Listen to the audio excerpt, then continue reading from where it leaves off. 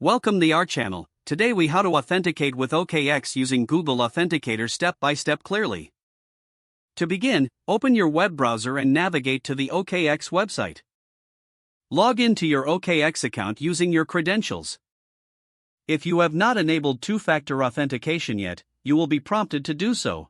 Locate the option for two-factor authentication or 2FA in your account security settings.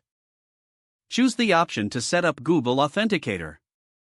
You will see a QR code along with a secret key. Open the Google Authenticator app on your mobile device. If you do not have the app, download it from your App Store.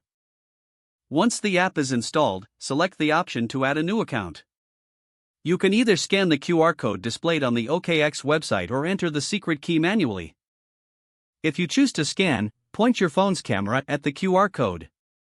The app will generate a 6-digit verification code. Return to the OKX website and enter the 6-digit code.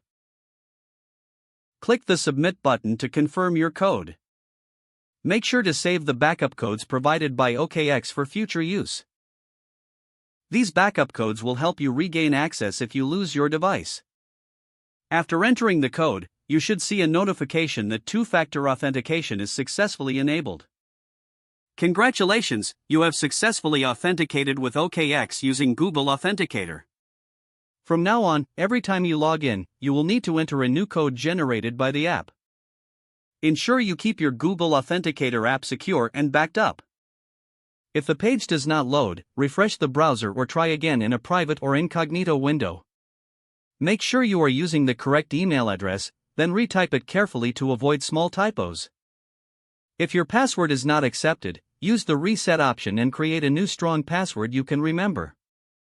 Check your spam folder for verification or security emails, then complete any requested confirmation steps.